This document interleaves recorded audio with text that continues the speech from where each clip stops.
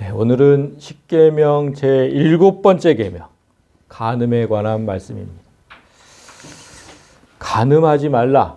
지난주일 들었던 살인에 관한 말씀과 더불어서 단 6글자로 되어 있고 또 똑같이 어떤 부연 설명도 없어서 이 계명을 주신 하나님의 참뜻을 아는 것도 쉽지 않습니다.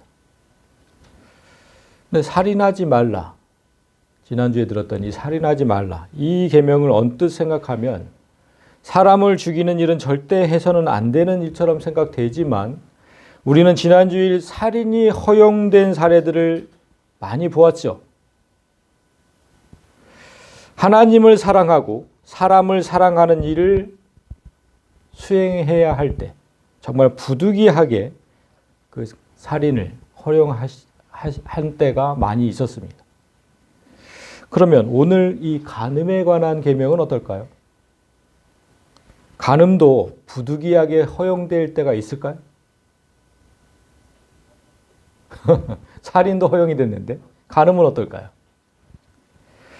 우리나라는 2015년에 간통죄를 폐지했습니다. 간음을 부득이하게 허용한 게 아니라 아주 공식적으로 허용을 했죠.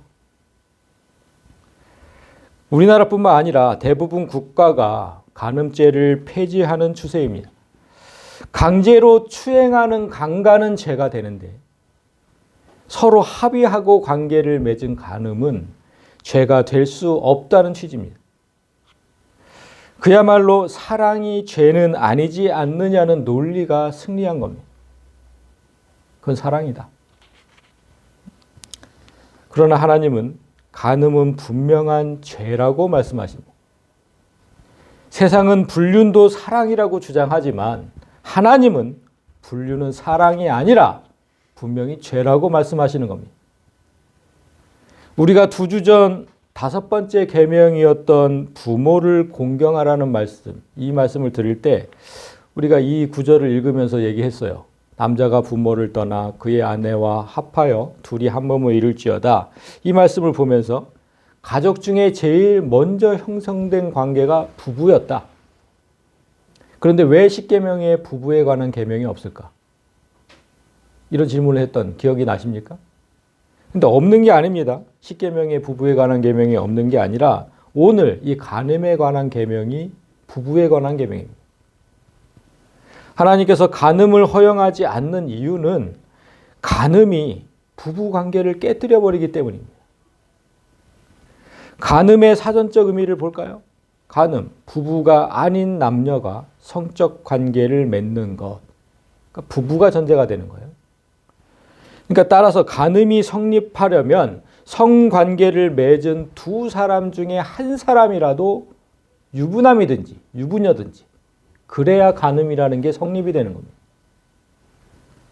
우리가 주위에서 보듯이 그런 상태에서 한 사람이라도 유부남이든지 유부녀든지 그런 상태에서 그 성관계가 이루어지면 100% 부부관계는 깨지죠. 여러분, 살인과 간음 중에서 어떤 죄가 더 크게 느껴지십니까? 살인죄, 간음죄, 어떤 죄가 더 크게 당연히 살인죄가 더 크게 느껴지거든요. 그래서 세상은 살인죄는 무겁게 다루고 간음죄는 폐지해버렸잖아요. 그런데 하나님은 반대예요. 살인은 부득이한 경우 허용하셨잖아요. 부득이한 경우 허용하셨어요, 분명히. 그러나 간음은 어떠한 경우에도 절대 안 된다고 하십니다. 절대.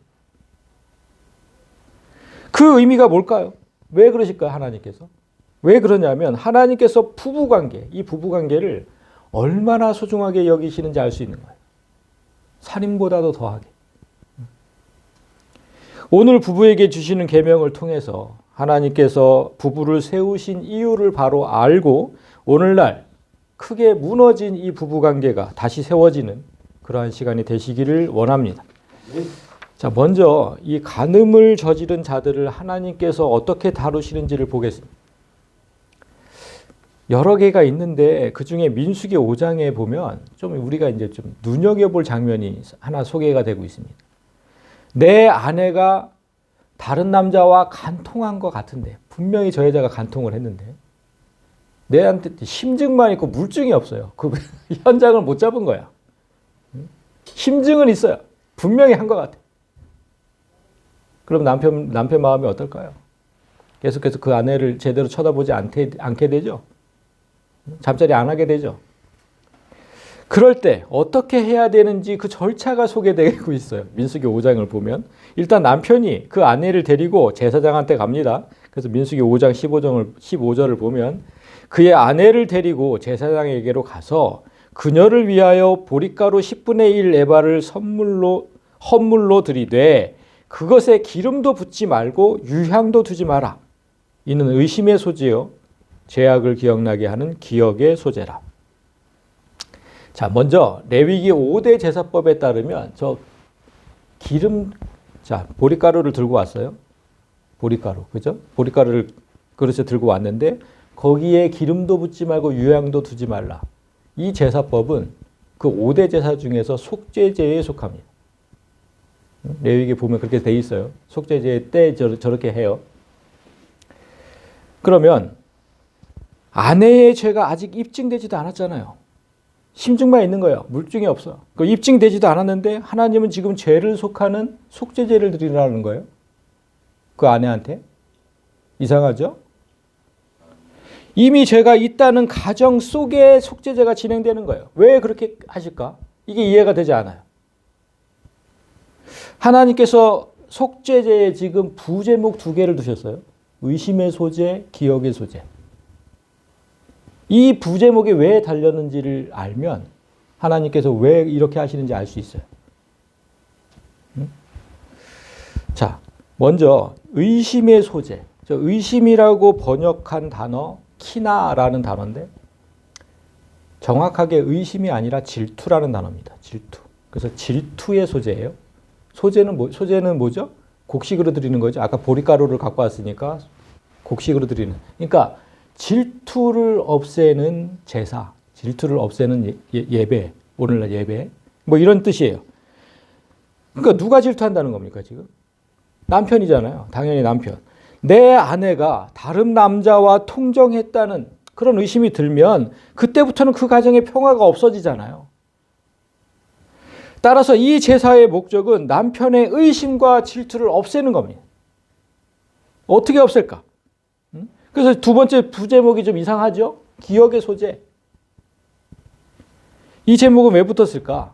이 제목은 여성이 자기가 지은 죄가 있는지 없는지 기억을 해보라는 거예요. 그래서 기억의 소재인데. 기억하도록. 그걸 기억을 돕는 그 제사장이 어떤 주술적인 방법을 행합니다. 이제 소개가 돼요. 이제 어떤 주술적인 방법을 행해. 그래서 기억을 돕는 거예요. 기억이 나도록. 제사장이 어떤 방법을 사용하는지 잠시 볼게요. 자, 제사장은 그 여인을 가까이 오게 하여 여호와 앞에 세우고 토기에 거룩한 물을 담고 성막 바닥에 티끌을 취하여 물에 넣고. 그러니까 여인이 이제 요 앞에 섰습니다. 요 앞에 섰는데 제사장은 그때 토기에 거룩한 물. 거룩한 물이 뭘까요? 거룩한 물은 제사장이 하나님 앞에 나아갈 때 씻는 물이에요. 손과 발을 씻는 물. 그걸 거룩한 물이라 그래요. 그 거룩한 물을 토기에 담고 이 바닥에서 흙을 취해서 거기다 넣어요. 마치 하나님 속에 그 죄 많은 인간을 넣는 것 같은 거예요. 그래서 다 알아보는 거예요. 그래서 물에 넣고 여인을 여호와 앞에 세우고 그의 머리를 풀게 하고 기억나게 하는 소재물, 곧 의심의 소재물을 그의 두 손에 두고, 그 보리가루죠. 그걸 여인의 손에 두고 제사장은 저주가 되게 할 쓴물을 자기 손에 들고. 그러니까 저는 여기서 이제 물을 들고 흙을 담은 물을 들고 여인은 여기 보리가루를 들고 이렇게 쓰는 거예요. 그리고 여인에게 맹세하게 하여 이르기를 네가 내 남편을 두고 탈선하여. 자, 먼저 여기부터 볼까요? 여기까지만 먼저 보겠습니다. 지금 여인의 머리를 풀게 한다 그랬잖아요. 여인의 머리를 풀게 한다. 이건 뭐냐면 그 나병 환자들에게 하나님께서 그렇게 명하신 적이 있어요.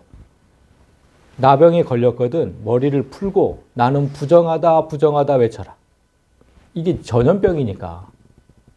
그래서 머리를 풀고 그렇게 외치라고 하신 적이 그거랑 똑같은 거거든요, 지금. 그러니까 부정하다는 거를 지금 의미하는 거예요. 나는 부정하다. 응? 그 아까 똑같죠. 지금 벌써 그 속죄제를 드리려고 하는 그런 목적과 똑같은 거예요. 그러니까 이 장면 또한 여인이 부정한 짓을 저질렀다는 전제가 깔려 있는 겁니다. 그 상태에서 손에는 보리가루가 담긴 그릇을 들게 하고 제사장은 거룩한 물에 더러운 흙을 섞은 그릇을 듭니다. 이 물이 저주가 되게 하는 물이다. 이렇게 지금 얘기를 하셨는데 왜 이 물이 저주의 물인지 이제 보는 거예요. 여인에게 맹세하게 하여 이르기를 네가 네 남편을 두고 탈선하여 다른 남자와 동침하여 더럽힌 일이 없으면 저주가 되게 하는 이 쓴물에 해로운 독을 면할 것이다. 이제 이 물을 마시는데 아무 죄도 없다면 아무런 독도 없을 거다. 그러나 네가 만약에 네 남편을 두고 탈선하여 몸을 더럽혀서 네 남편 아닌 사람과 동침하였으면 제사장이 그 여인에게 저주의 맹세를 하게 하고 그 여인에게 분명히 말해야 된다. 맹세를 하게 하고 여호와께서 네 넓적다리가 마르고 네 배가 부어서 네가 네 백성 중에 저주거리가 되고 맹세거리가 되게 하실지라. 자, 정리하면 이렇습니다. 제사장이 들고 있던 흙물을 여인이 마십니다. 여기서 흙물을 마셔야 돼요. 만약 불륜을 저지른 사실이 없다면 아무 일도 없을 것이지만 불륜을 저지른 사실이 있다면 넓적다리가 마르고 배가 부을 것이다. 그런 저주가 임할 것이다. 여기서 참 넓적다리는 뭐냐? 성경에서 항상 넓적다리가 나오면 생식 능력이에요. 그러니까 남자한테는 생식 능력, 여성한테는 생산 기능이죠. 그러니까 임신하고 뭐 애를 낳고 이걸 못 한다는 거예요. 성경에서 넓적다리 나오면 항상 생식. 그리고 배가 붙는다. 배가 붙는다. 저 배가 참 그래서 제가 이제 저거를 금방 저는 알아들었는데 제 동생이 어렸을 때 신장염이라는 거, 그러니까 배뇨 기간이 안 되는 거죠. 신장염을 한참을 아팠는데 그 5살짜리 아이의 배가 임산부처럼 불렀어요. 그래서 거기다가 그냥 옛날이니까 벌써 40년 전 뭐 50년 전이니까 그냥 다 침을 뽑아가지고 그 물을 빼내고 막 이런 거를 제 머릿속에 아직도 있어요. 5살이었어요, 5살. 그렇게 배가 부어요. 그러니까 이게 지금 생식기관이 문제가 생기면. 그런 뜻입니다, 지금. 그러니까 어찌 보면 그런 지금 저주가 임할 것이라는 건데 어찌 보면 이방인의 주술사가 행하는 그 주술처럼 보이잖아요. 이 물을 마셔서 죄가 있으면 그렇게 될 거다. 이런 방법을 왜 하나님께서 행하라고 하셨을까? 지금 이게 궁금한 겁니다. 왜 굳이 하나님께서 이런 방법을 택하셨을까? 여러분이 한번 상상해 보세요. 하나님 전에서 이미 나는 깨끗하지 못하다는 의미로 머리를 풀고 서 있어요. 그리고 속죄자를 지금 드려야 되는 거고. 그걸 전제하고 있어요. 나는 깨끗하지 못하다. 그리고 나의 내 죄를 속하는 제물을 들고 하나님 앞에 이렇게 서 있어요. 그리고 거짓을 밝히는데 아주 특효가 있다는 물이 지금 내 앞에 있어요. 그걸 마셔야 돼. 제사장이 말했잖아요. 이 물은 네 죄를 밝히는 물이다. 그 상태에서 나는 맹세를 해야 돼요. 맹세합니다. 뭐라고? 내게 간음의 죄가 있다면 이 물을 마시는 즉시 저주가 내게 임할 것입니다. 이렇게 맹세를 해야 돼요. 그렇다면 넓적다리가 마르고 배가 붓는다는 뜻은 이 생식기관에 문제가 있다는 것이어서 앞으로 임신하지 못한다는 건데 여성으로서 삶을 살지도 못하고 계속해서 사람들에게 더러운 여인이라고 손가락질 당함, 저주거리, 맹세거리가 되게 손가락질 당하면서 살아야 돼. 앞으로. 제사장이 만든 물이 정말로 그런 효과를 내는지 아닌지는 중요하지 않아요. 성경이 말씀하지 않으니까. 진짜 그런 효과를 냈을까? 거기까지 생각할 필요 없어요. 왜냐하면 그런 저주가 내게 임한다는 사실을 제사장에게 듣고 물을 마실 때 그 여인의 심리 상태가 어떨까? 그게 중요한 겁니다. 어떨 것 같으세요, 여러분? 그 근엄한 장소에서. 만약 불륜을 저지르지 않았다면 어떤 두려움도 없이 마시겠죠. 네, 마시겠습니다. 마시겠죠. 그 만약에 불륜 사실이 있다면 극도로 불안하게 하겠죠. 어떡하지? 이걸 마셔야 되나? 그런데 문제는요, 내가 불륜 사실이 있어. 그런데 아무리 두려워도 이 물을 마시는 게 아무리 두려워도 불륜 사실을 자백하는 건 결코 쉽지 않아요. 왜 그러냐면 그 사실을 인정하는 순간 불륜 상대와 나는 그 자리에서 바로 죽어야 돼요. 이렇게 돼 있잖아요. 누구든지 남의 아내와 간음하는 자, 곧 그의 이웃의 아내와 간음하는 자는 그 간부와 음부를 반드시 죽일지니라. 둘 다 죽여야 돼. 그러니까 쉽지 않아요. 그 고백하는 거는. 둘 다 죽는 편을 택하겠습니까? 아니면 임신하지 못하는 상태로 손가락질 받는 편을 택하겠습니까? 설사 내가 앞으로 임신하지 못한다고 해도 그게 불륜의 증거는 되지 못하잖아요. 자연적으로 임신 못하는 여자가 얼마나 많습니까? 난 자연적으로 임신하지 못하는 거야. 그렇게 우기면 돼요, 나중에. 따라서 간음 문제로 제사장 앞에 선 여인들은 언제나 간음을 저질렀던 저지르지 않았던 이 물을 마시는 쪽을 택할 겁니다. 죽는 것보다 낫잖아요. 여인이 간음을 저질렀는지 아닌지는 하나님만 아시죠. 하나님은 아세요. 그런데도 하나님께서 굳이 이런 방법을 행하라고 명령하신 이유는 불륜이 아닌 경우는 여인의 억울함을 풀어주고 남편의 의심도 없앨 수 있으니까 가정의 평화가 다시 유지되잖아요. 그런데 만약 여인이 불륜을 저질렀다고 해도 여인은 이 물을 마실 거니까. 그때도 마실 거니까. 그때도 남편이 봤어. 그 물을 마시는 거를. 그리고 당장은 아무 일이 안 생기잖아요. 그러니까 그때도 남편은 의심을 접어요. 내가 오해를 했구나. 미안하다. 그때도 그러니까 가정이 깨지는 걸 하나님은 원하시지 않는 거예요. 아내가 저주의 맹세를 하고 물을 마셨으니까 이때도 남편의 의심이 사라지는 건 같은 목적이 같아요. 남편이 의심을 거두고 아내를 받아들여서 가정이 유지되도록 하는 거. 그게 하나님의 목적인 거예요, 지금. 굳이 이런 방법을 행하시는 이유가. 그러나 불륜을 저지른 아내는 어떨까요? 가정은 유지된다고 해도 아내의 마음은 편할까요? 불륜을 만약에 내가 저질렀다면 하나님 앞에 거짓을 구했다는 죄책감이 있잖아. 죄책감. 그리고 저주받은 인생이라는 그 자책감. 나는 이제 저주받은 인생. 그게 계속 평생을 따라다니겠죠. 그러니까 하나님은 그렇게 평생 반성하고 불륜을 저질렀다면 평생 반성하고 회개하면서 불륜의 죄값을 너 혼자 져라. 너 혼자. 평생 괴로워하면서. 가정을 깨지 말고. 그게 하나님의 뜻이. 그렇다면 지금 이건 여자의 경우고 남자가 간음을 저지른 때는 어떻게 처벌하셨을까? 성경을 보면 남성의 간음죄에 대해서는 훨씬 관대하게 처벌하는 것처럼 보여요. 아내가 버젓이 있는데도 남자가 여종을 건드렸어. 그리고 또 처녀를 건드렸어. 그랬을 때 어떤 처벌이 없어요. 단지 그냥 그 여자를 그냥 아내로 삼으면 돼요. 네가 건드렸어? 그럼 네가 책임져. 이거예요. 남편이 있는 여자를 건드릴 때만 둘 다 죽는 이 법이 적용이 돼요. 남편이 없는 여자를 건드릴 때는 아무 저촉이 없어요. 그러니까 종족 번식을 위해서 남성에게 좀 관대한 면이 있죠. 내 아내가 아이를 못 낳는 그런 경우도 있으니까 종족 번식을 위해서 하나님께서 그런 관대하게 좀 처벌하는 그런 면은 분명히 있습니다. 그러나 유부녀와 간음했을 때 그 남성이 당하는 심적 고통은 별반 다르지 않아요. 아까 그 여자와 똑같아요.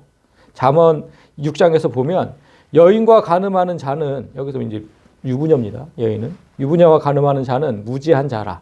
이것을 행하면 자기의 영혼을 망하게 하며 상함과 능욕을 받고 부끄러움을 씻을 수 없게 되나니 그 여자 남편이 투기로 분노하여 원수 갚는 날에 용서하지 아니하고 어떤 보상도 받지 아니하며 많은 선물을 줄지라도 듣지 아니하리라. 간통 현장을 들키면 그때는 그 어떤 방법으로도 상대방 남편의 분노를 가라앉힐 수 없습니다. 1억을 주면 가라앉을까요? 2억을 주면 가라앉을까요? 응? 내 아내가 다른 남자를 그 1, 2억 받으면 내 마음에 가라앉을까요? 어떤 보상, 절대 용서도 안 되고 어떤 보상도 받지 않고 다 필요 없어. 다 필요 없어 그냥. 그렇지 않아요. 그게 진짜 남편의 마음인 거잖아요. 그냥 빌고 또 빌어야 돼요. 무릎 꿇고 그 남자 앞에서 그 남편 앞에서 빌고 또 빌어야 돼. 그러니까 상함과 능욕을 받고 부끄러움을 씻을 수 없게 된다. 그런 뜻이잖아요. 얼마나 부끄럽습니까? 이렇게 돌이킬 수 없는 고통과 부끄러움의 시간이 닥칠지 뻔히 알아요. 간음을 저지른 자들은. 들키면 끝장이다. 이런 시간이 올 거다. 뻔히 알아요. 그러면서도 오늘날까지 왜 간음은 끊이질 않을까? 얼마나 많습니까? 간음을 저지른 자들이. 왜 끊이지 않을까요, 여러분? 이 간음이. 안다니까? 이런 시간이 올지를. 그 두려움이 있어요. 그런데도 그걸 멈추지 못해. 왜 그럴까요, 여러분? 왜냐하면요, 이건 어쩔 수 없는 인간의 본능이에요. 본능이라고, 본능. 인간이 타락한 이후에 주인이 있는 육체, 남편이 있는, 아내가 있는, 그 주인이 있는 육체를 탐하는 게 본능이 돼버렸어요. 하나님께서 아담을 만드시고 깊이 잠들게 하신 후에 그의 갈빗대 하나를 취하여서 여자를 만드셨죠? 남자한테서 여자를 꺼내내신 거잖아요. 그래서 아담은 여자를 보면서 내 살 중에 살이고 내 뼈 중에 뼈다 이렇게 고백하잖아요. 남이 아니고 내 몸이에요. 그 여자를 보고 남이 아니고 내 몸이라고 그냥 나라고 여기는 거예요. 나네? 이렇게 여긴 거예요. 이것이 하나님께서 만드신 부부의 개념이에요. 그런데 어느 날 사탄이 달콤한 언어로 그 여자를 유혹했죠. 남편이 있는 여자를. 유혹했고 여자는 선악을 알게 하는 나무의 열매를 먹었다. 이게 무슨 뜻인지 제가 몇 번을 설명을 했어요. 다시 한번 짧게 설명을 하면 선악을 알게 하는 나무에서 선악을 알게 하는 나무. 그 안다는 뜻. 기억하시죠? 무슨 뜻인지? 야다. 이 단어였어요. 야다. 자, 야다. 이 단어는 뭔가를 알게 됐다는 거. 알게 돼. 선악을 알게 하는. 근데 알게 됐다는 건데 그냥 아는 게 아니고 내가 체험해서 알게 된 거. 그래서 동침하다라는 뜻이 같이 있다. 이렇게 얘기를 했죠. 예를 들어서 남자를 아는 여인, 성경에서 그런 표현을 많이 써요. 남자를 아는 여인, 그거는 뭐예요? 남자와 동침했던 경험이 있는 여인. 그거잖아요. 똑같은 거요. 똑같은 거. 따라서 이 야다라는 단어는 동침하면서 깊숙이 한다. 그렇다면 사단이 하와에게 선악을 알게 하는 열매를 먹으라는 의미가 도대체 뭐냐? 인간은 이미 선을 알고 있었죠? 사단이 그 유혹을 하기 전부터. 왜? 선이신 하나님을 알고 있었으니까. 선은 알고 있었어요. 그런데 따라서 선악을 알게 된다고 유혹하는 건 이제부터는 네가 악을 좀 알아야 되지 않겠느냐 그 뜻이에요. 선은 알고 있으니까. 그러니까 네가 이제까지는 선이신 하나님과 동침하며 살았지만 동침하듯이 깊게 알았지만 하나님을 이제부터는 악인 나와 동침하자 이 뜻이거든요. 선악과를 먹으라는 거는. 정말 노골적으로 남의 여자를 유혹한 것인데 아담과 하와가 이 제안에 동의했을 때 그때부터 인간에게 주인이 있는 육체와 동침하고 싶은 본능이 생긴 거예요. 그때부터. 그러니까 사탄의 본능이 들어온 거죠, 나한테. 사탄이 주인이 있는 걸 탐한 거잖아요. 그 본능이 나한테 들어왔다고. 그 본능이. 그런데 이런 본능을 사람들이 사랑이라고 착각을 한다는 게 문제인 거예요. 그 악한 본능을 사랑이라고 생각을 해요. 2020년인가 그 방영되었던 그 부부의 세계라는 드라마가 있었어요. 저희는 안 봤는데 아름다운 그 주인공 남자가 아름다운 처녀와 불륜에 빠졌어요. 그 남편이. 근데 그 아내한테 들켰어요. 그러자 남편이 뭐라고 했느냐. 그게 이제 계속 TV에 나와서 저도 알게 됐는데 이렇게 얘기를 했대요. 사랑에 빠진 게 죄는 아니잖아. 이렇게 얘기를 했대요. 그게 이제 계속 TV에서 나오는 거예요. 패러디가 되는 거죠, 패러디가. 그래서 저도 알게 된 건데, 야, 정말 뻔뻔하게 그렇게 얘기했다는 거 아내한테. 사랑에 빠진 게 죄냐? 그러니까 당연히 사랑 자체는 죄가 아니죠. 그러나 사랑의 대상은 죄가 될 수 있습니다. 태초의 사람, 아담의 주인은 하나님이었죠. 그리고 하와의 주인은 아담이었어요. 왜냐하면 아담은 하나님 안에서 나왔고 하와는 아담 안에서 나왔거든요. 따라서 그 주인과만 교감하고 사랑을 해야 돼요. 그런데 다른 존재와 눈이 맞아서 타락했잖아요. 그와 똑같이 사랑의 대상이 잘못되면 타락하는 거고 죄가 되는 겁니다.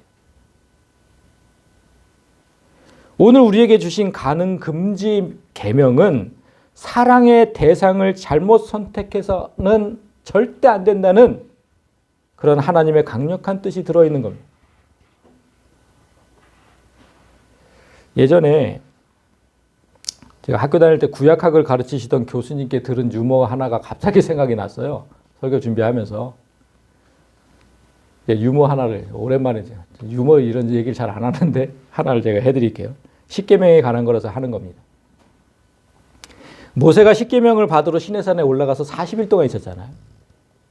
그러니까 40일이 되도록 내려오지 않으니까 백성들이 되게 궁금해해. 도대체 저 산에서 저 모세가 뭘 하고 있을까? 왜 40일 동안 내려오지 않을까? 되게 궁금해해요. 그러다 마침내 모세가 내려왔는데 백성에게 이렇게 얘기를 해요. 여러분, 좋은 소식과 나쁜 소식이 있습니다. 40일 있다가 내려와가지고 좋은 소식과 나쁜 소식이 있어요. 어떤 소식부터 듣겠습니까? 이러니까 이제 백성들이 좋은 소식부터 듣겠습니다. 이랬어요. 그러니까 모세가 이렇게 얘기를 했습니다. 좋은 소식은 하나님께서 여러분에게 지키라고 하신 그 계명이 수백 개가 아니라 딱 10개입니다. 딱 10개, 십계명. 딱 10개예요. 그것만 지키면, 그 10개만 지키면 우리에게 땅을 주신답니다. 이렇게 얘기했어요. 그러니까 백성들이 되게 기뻤죠. 10개? 아, 그거 못 지키면, 야, 땅을 준다는데 그거 못 지키겠습니까? 되게 기뻤어요. 와, 막 이랬어요. 응? 그러고 나서 이제 백성이 물어요. 그럼 나쁜 소식은 뭡니까? 그러니까 모세가 얼굴이 갑자기 좀 굳어지면서 무겁게 입을 열었습니다. 그런데 그 10개의 계명 중에 간음하지 말라는 게 들어있습니다. 이렇게 얘기를 했더니 백성들이 전부 깊은 탄식을 내뱉었다는, 그게 들어있으면 어떡하냐. 그걸 어떻게 지키냐. 이랬다는 거예요. 이게 누군가 지어낸 유머지만 이처럼 주인이 있는 육체를 탐하는 것은 모든 인류의 공통적인 본능이 되어버렸다는 겁니다. 본능. 여러분, 하나님이 인간에게 이러한 본능이 생긴 걸 아시고 간음을 금지하는 계명을 십계명 안에 두신 건데 인간은 이 계명을 정말 버거워하거든요. 아까 그 우스갯소리로 진짜 백성들이 탄식한 게 맞는 거예요. 진짜 버거워해 이 계명을. 여러분, 우리에게 있는 그 육체적인 본능이 대표적인 게 3개 있어요. 육체적 본능 3가지. 식욕, 그렇죠. 그 다음에 성욕, 또 하나. 물욕 아니고 수면욕이에요. 잠을 자고 싶은 거. 이런 본능을 우리가 제어할 수 있을까요? 이 본능이잖아요, 본능. 여러분이 배고픈데, 며칠을 굶어가지고 너무너무 배가 고픈데 먹고 싶은 본능을 어떻게 제어가 됩니까? 그 본능이에요. 먹고 싶다는 그 본능. 이게 제어가 안 돼요. 그리고 며칠 동안 잠을 못 잤어. 며칠 동안. 초상이 났든지 뭘 했든지 아무튼 며칠 동안 잠을 못 잤어. 그래서 잠이 쏟아지는데 그 잠이 쏟아지는 그 자체를 제어할 수 있어요? 그 제어가 안 되는 거예요. 잠이 쏟아지는 자체. 그 본능이라니까. 그 제어가 안 돼요. 그처럼 이성에게 생기는 성욕도 그냥 생기는 거잖아. 그냥. 내가 생기려고 해서 생기는 게 아니고 그냥 생기는 거. 제어가 안 돼요. 원래 기본적인 성욕은 하나님께서 주신 것이라고 제가 말씀드렸죠. 왜냐하면 인간에게 이 욕구가 없으면 생육하고 번성해서 땅에 가득하라는 하나님 말씀이 이루어지지 않으니까. 기본적으로 성욕을 주셨어요. 그래야 되니까. 문제는 부부 외에 다른 사람에게 생기는 성욕. 사랑의 대상이 틀렸을 때. 그때가 문제가 되는 거잖아요. 배고플 때 먹고 싶은 본능을 제어하면 안 돼요. 왜 안 돼요? 그럼 굶어 죽죠. 적당히 먹는 절제가 필요한 겁니다. 적당히 먹는 절제. 그리고 잠을 자고 싶은 수면욕도 완전히 제어하면 죽죠. 사람이 잠을 자지 않으면 죽어요. 그때도 절제가 필요한 거예요. 막 10시간, 12시간 이렇게 자면 안 되는 거잖아요. 잠도 절제가 필요한 거예요. 그처럼 성욕도 완전히 제어하면 하나님이 뜻하신 것들이 이루어지지 않으니까. 가정이 탄생하지도 않고 아무것도 되지 않으니까. 그럼 안 돼요. 완전히 제어하면. 주인이 있는 육체는 절대로 탐하지 않는 절제가 필요한 거죠. 그 절제가 필요한 거예요. 그러면 주인이 없는 처녀는 언제든 범해도 됩니까? 이런 악한 질문을 하는 사람들이 꼭 있어요. 주인 없잖아요, 처녀는. 여러분, 성경은 결혼하지 않은 처녀의 주인은 아버지라고 얘기를 합니다. 주인이 있는 겁니다. 없는 게 아니라. 그래서 함부로 범하면 안 돼요. 그런데 여러분, 지금 문제가 이 절제가 필요하다고 했는데 이 절제가 쉽지 않죠? 절제가 가능하면 누가 못합니까, 그거? 절제라는 건 절대 쉽지 않아요.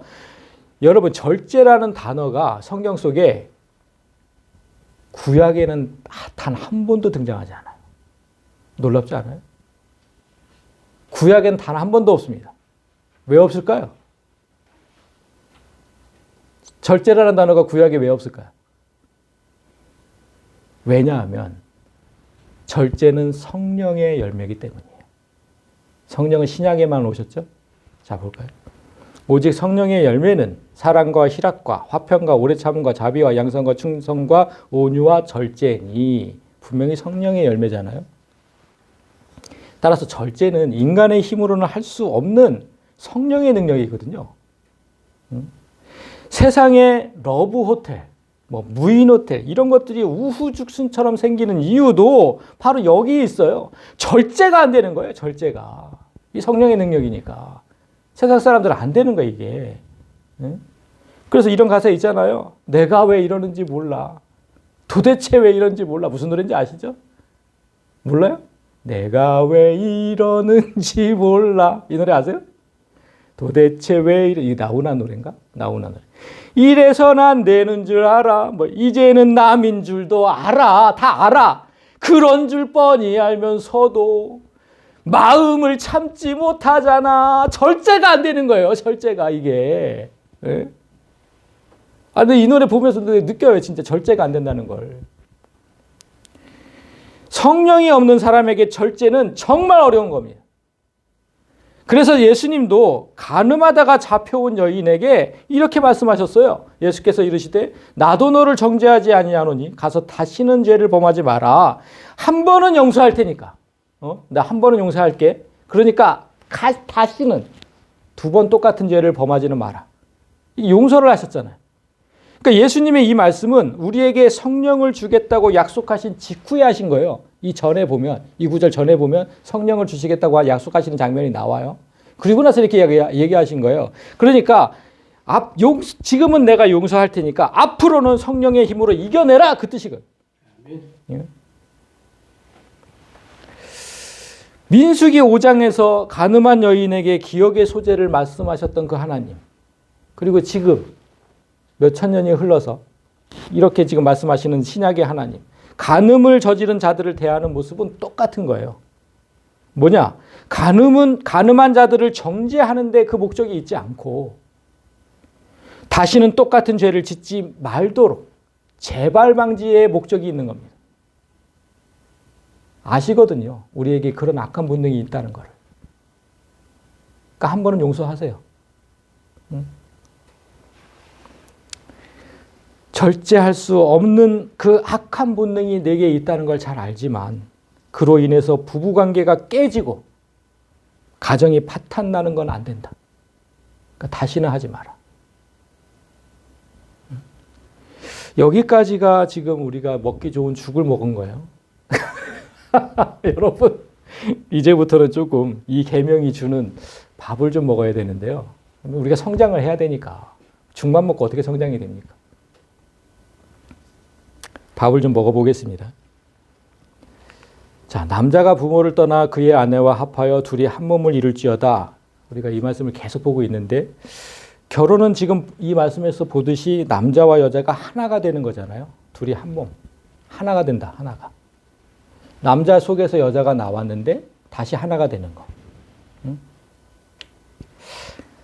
그 하나가 된다는 의미가 무엇인지 제대로 알면 그 하나가 깨진다는 의미도 잘 알아요. 지금 간음이 하나를 깨트리는 거잖아요. 그게 얼마나 위험한 건지, 그게 얼마나 정말 악한 일인지 제대로 알려면 하나가 무엇인지를 먼저 알아야 돼. 하나가 된다는 의미를 예수님께서 이렇게 설명하셨죠. 그날에는 내가 아버지 안에, 너희가 내 안에, 내가 너희 안에 있는 것을 너희가 알리라. 여기서 그날도 이 앞구절을 보시면 성령이 오시는 날이에요. 성령이 오시는 날.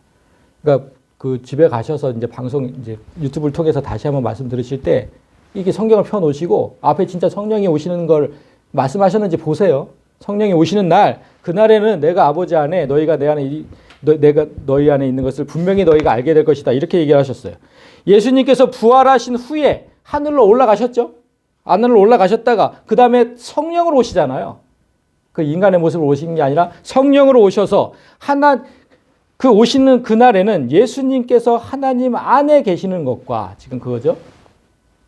예수님께서 하나님 안에 계시는 것과, 그리고 우리가 예수 안에 있는 것, 그리고 예수께서 우리 안에 있는 것, 그 사실을 너희가 분명히 알게 될 것이다. 그러니까 성령이 임한 사람은 이걸 다 알게 된다는 거예요. 그러니까 하나가 뭔지를. 여기서도 삼위일체가 또 나오는 거예요. 여기 지금 성부, 성자, 성령이 있어요. 지금 성자가 아버지가 됐고 성부가 됐고 그 안에 들어갔다는 거는 성부가 됐다는 거예요. 그리고 성령으로 내려오신 거예요. 성령으로 내려오셔.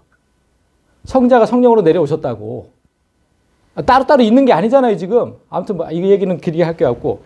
지금 이게 하나됨이에요. 이게 하나됨. 이게 바로 하나됨인데 예수께서 하나님 안에 계신 상태에서, 하나님 안에 계신 상태에서 우리 안에 들어오신 거잖아요.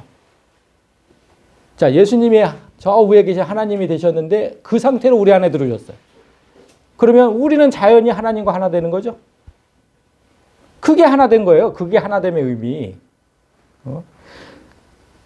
그런데 그 개념이 잘 이해되지 않으니까 제가 언젠가 찰흙으로 예를 든 적이 있어요. 성경에서 하나님을 물로 많이 표현을 하기 때문에 찰흙을 예를 들었어요. 우리는 흙이잖아요. 우리는 흙으로 만들어졌으니까. 이 찰흙.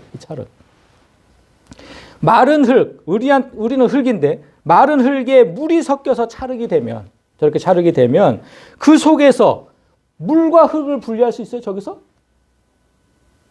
분리할 수 있는 사람. 단 한 사람도 없어요. 단 한 사람도 없어. 그게 지금 하나 됐다는 거예요. 지금 하나님이 우리 안에 계신다는 거는 저렇게 분리될 수 없는 상태.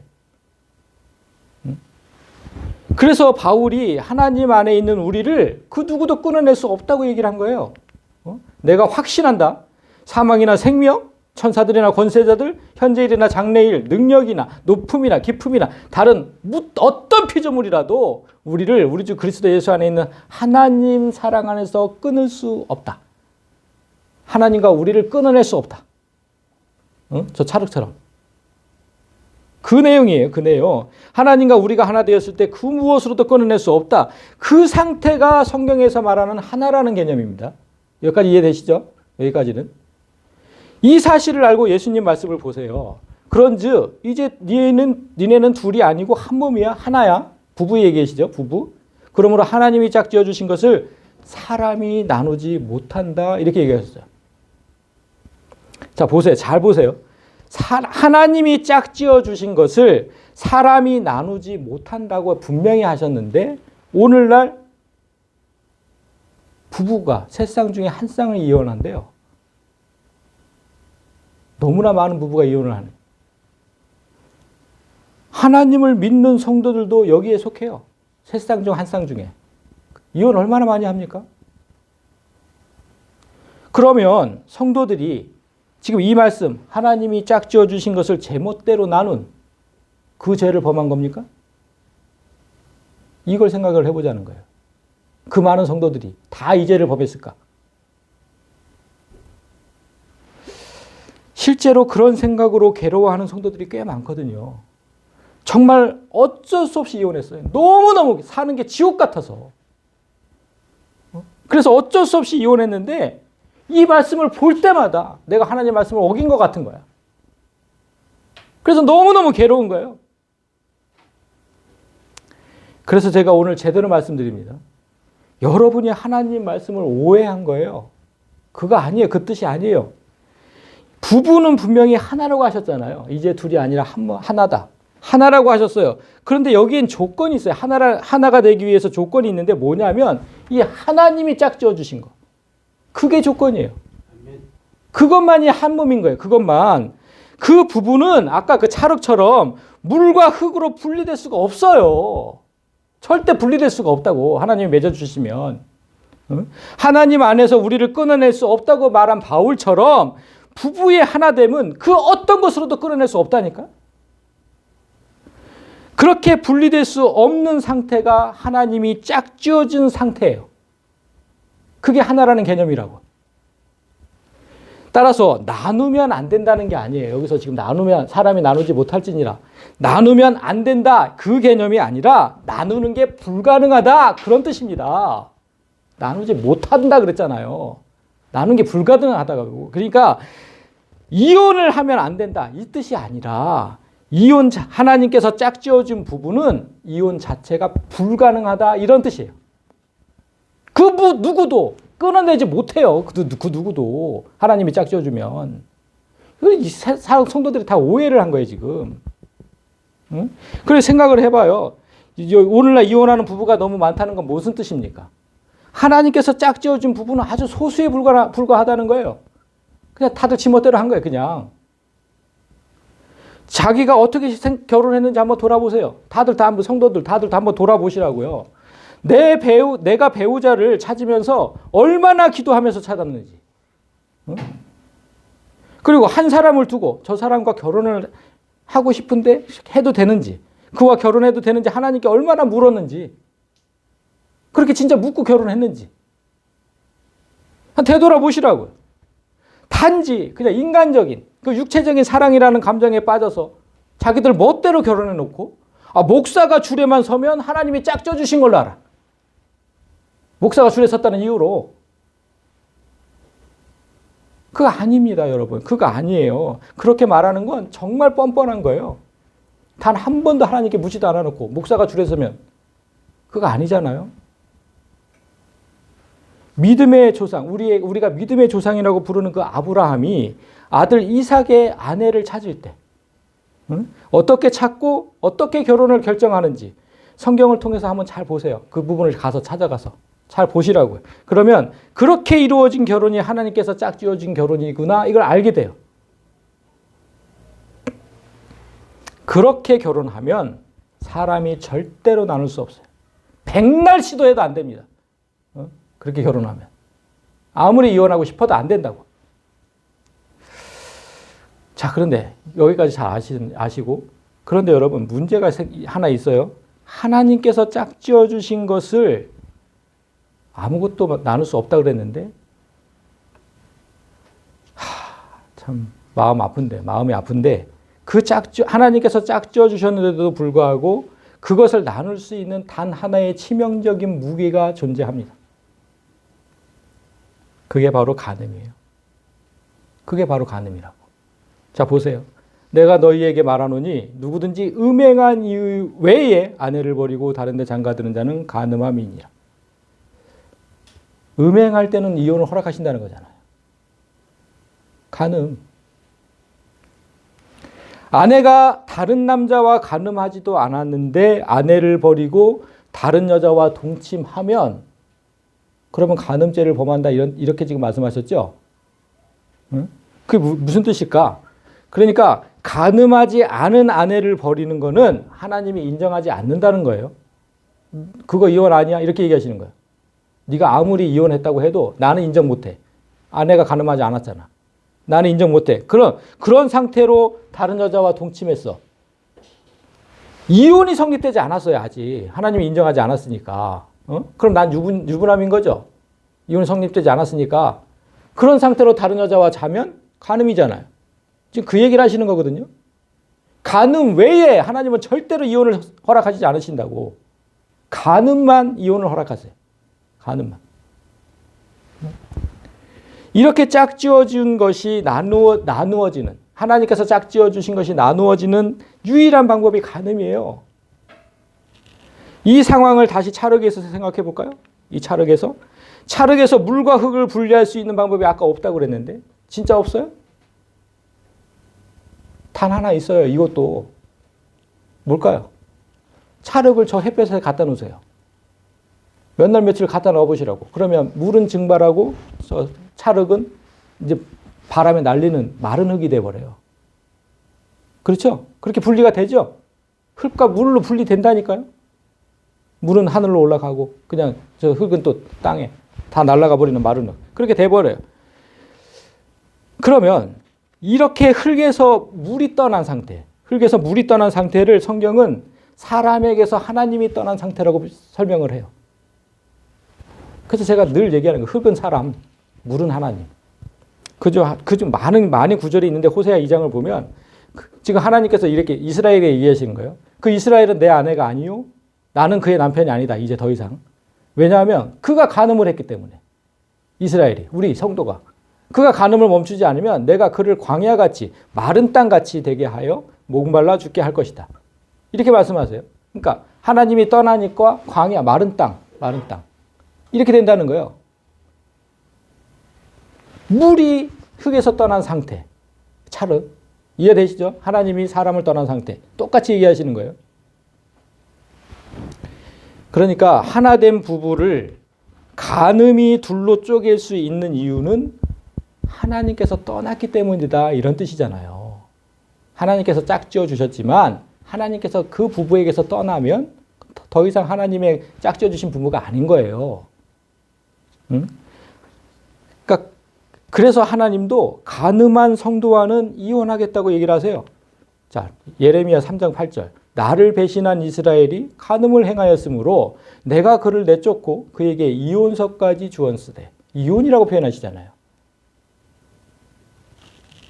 이렇게 간음은 절대로 둘로 나뉠 수 없는 걸 나누는 사악한 힘을 갖고 있는 거예요. 간음이 그래서 나쁜 거예요. 절대로. 아까 봤잖아요. 로마서에서. 절대로 그 어떤 것도 나눌 수 없다. 근데 간음은 나눌 수 있어요. 간음은. 얼마나 그 사악한 힘이 큰지. 하나된 부부 관계를 깨뜨리고 하나된 하나님과 나의 관계도 깨뜨리고 다 깨뜨려. 따라서 오늘 주신 계명도 육체적인 관계에서 영적인 관계로 끌어올려서 생각을 하셔야 돼요. 자, 또 간음하지 말라 하였다는 것을 너희가 들었으나, 이게 산상수훈이죠. 나는 너희에게 이르노니, 지난주에 6번째 계명인 살인의 범위를 영적인 차원으로 넓히셨잖아요. 그래서 사람의 영혼을 죽이지 마라. 그러니까 사람의 인격을 죽이지 마라. 이걸 말씀하셨잖아요. 예수님이. 응? 그러신 것처럼 오늘 간음의 범위도 똑같이 영적인 차원으로 넓히시는 거예요.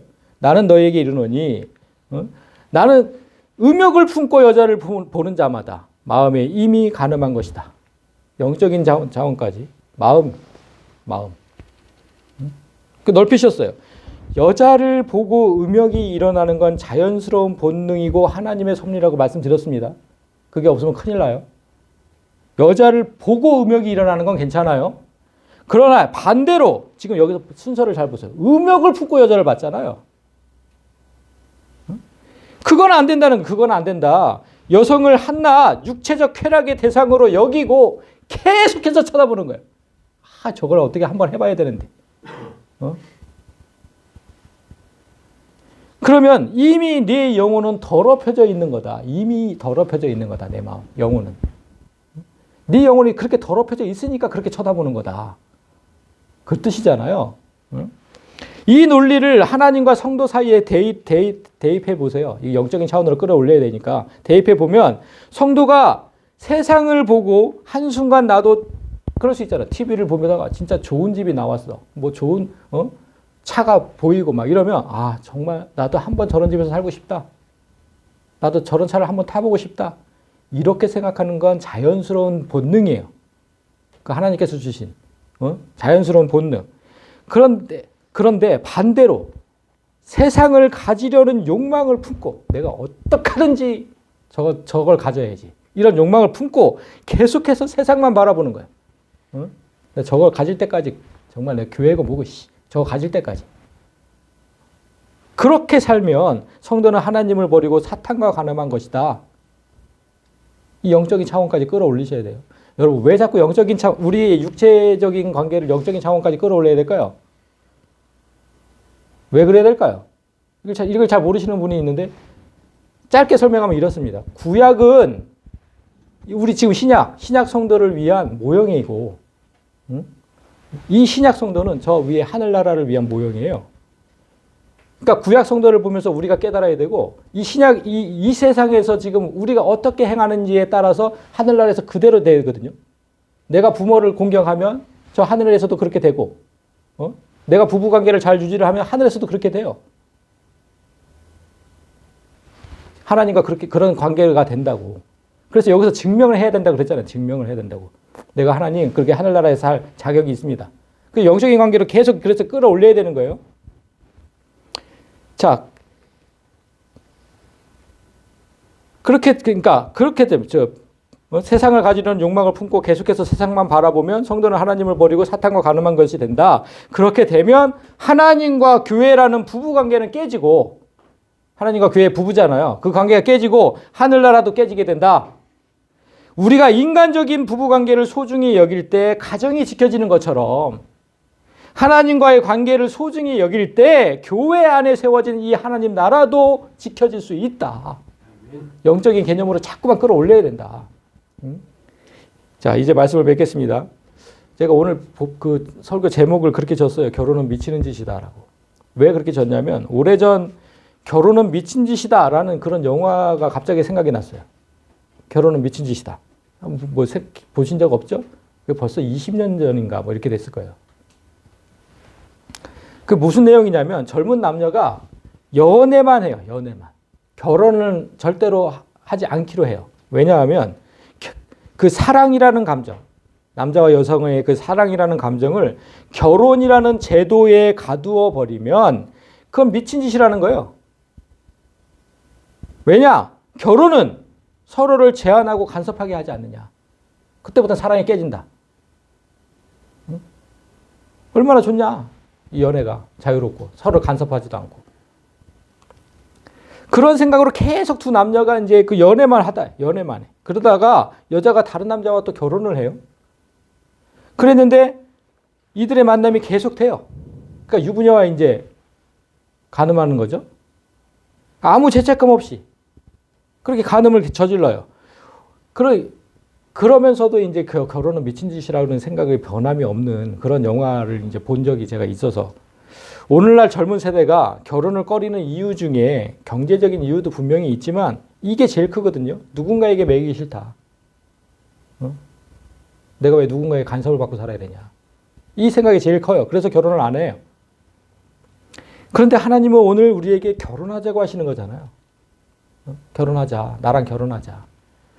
나에게 매여 사는 삶이 가장 행복하다. 너 다 세상에서 살아봐라. 나와 결혼하는 게 가장 행복할걸? 내가 영원토록 너를 행복하게 해줄게. 그렇게 계속 프로포즈 하시는 거예요. 영원토록 행복하게 해줄게. 나랑 결혼하자. 우리는 그 사실을 지금 어느 정도 체험해서 알아요. 완전히 아는 건 저 하늘나라겠지만 어느 정도 체험해서 지금 안다고. 저 세상보다 이 교회 안에 있는 게 얼마나 행복한 건지 압니다. 따라서 결혼은 미친 짓이 아니라 그들이 얘기하는 것처럼 미친 짓이 아니라 배우자에게 미쳐 사는 짓이라고 제가 얘기하고 싶은 거예요.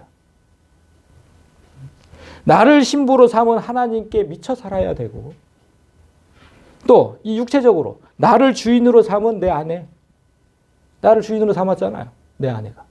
그리고 뭐 내 남편, 서로 상대방 배우자에게 미쳐 살아야 되는 거예요. 다른 데 보지 말고. 주인이 있는 다른 거 보지 말고. 세상은요, 이미 사탄이라는 주인이 있잖아요. 그걸 탐하면 안 돼. 주인이 있는 걸 탐하면 안 된다고. 우리 주인은 하나님, 그리고 남편과 아내. 그 주인과만 사랑을 나눠야 된다. 오늘 하나님 말씀은 이거거든요. 세상의 석관 것도 어떤 것도 탐하지 말고 오직 내 주인과 사랑하시기를 바랍니다. 그렇게 여러분 가정과 천국이 아름답게 지켜지기를 예수님의 이름으로 간절히 소망합니다.